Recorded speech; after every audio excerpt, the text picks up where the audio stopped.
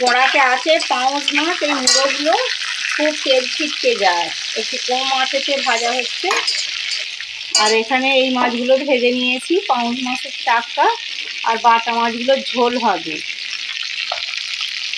বাটা মাছের ঝোলে পেঁপেটা দেবো, পেঁপেটা কেটে নেবো, একদম মাথা বেরোচ্ছে, টাটকা পেঁপে। এখানে কেটে নিয়েছি, ঝিঙে কেটে নিয়েছি, আর এখানে বেগুন আর আলু একটি দিয়েছি। এবার কাঁচকলা দেবো, কাঁচকলাটাও কেটে নেব, আর পেঁপেটা। প্রথমে দিয়ে দেব মৌরি, এবারে ধনে, এবারে দিয়ে দেব জিরে, আর দিয়ে দেব কাঁচা লঙ্কা। এগুলোকে বেটে নেব, একটু এইগুলো বেটে নিই, ধনে জিরে মৌরিটাকে।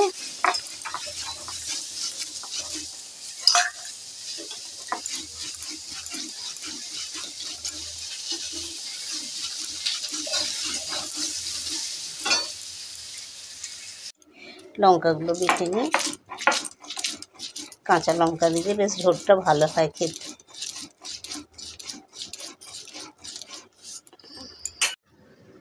কড়া বসিয়ে দিয়েছি, দিয়ে দেব তেল। আলুগুলোকে প্রথমে দিয়ে দেব, আলু পেঁপে একসাথে দিয়ে একটু নেড়ে নেবো, খুব একটা বেশি নাড়বো না। অল্প করে হলুদ দিয়ে দিলাম, নাড়াচাড়া হয়ে গেছে। এবার মশলা দিয়ে দেব, জিরে মৌরি ধনে কাঁচা লঙ্কা একসাথে দিয়ে দিয়েছি। এবার নাড়াচাড়া করে জল দিয়ে দেব, পরিমাণ মতো নুনটা দিয়ে দিলাম, ঝিঙেগুলো দিয়ে দিয়েছি এর ওপরে। এবার ঝিঙেগুলো দিয়ে নাড়াচাড়া করে নেব। এবারে দিয়ে দেবো পরিমাণ মতো জল, কাঁচকলা দিয়ে দেব।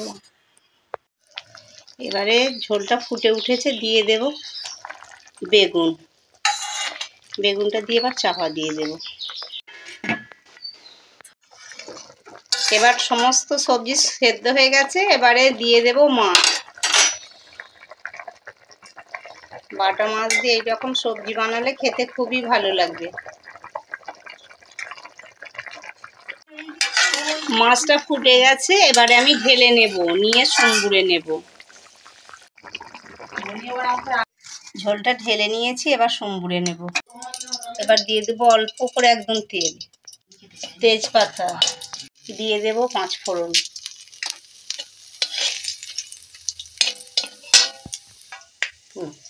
ঝোলটা, এই ঝোলের কিন্তু এইভাবে রান্না করলে খেতে কিন্তু খুবই ভালো হয়, আর ঝোলটার টেস্টটা খুবই ভালো হবে। এবার ফুটে উঠলেই নামিয়ে নেব। এবারে ঝোলটা ফুটে গেছে, ঝোলটা ঢেলে নেব।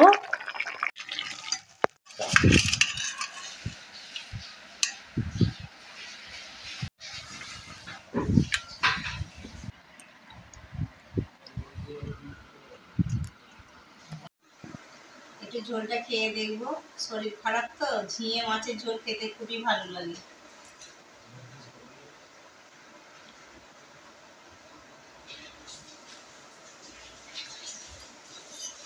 খুবই ভালো।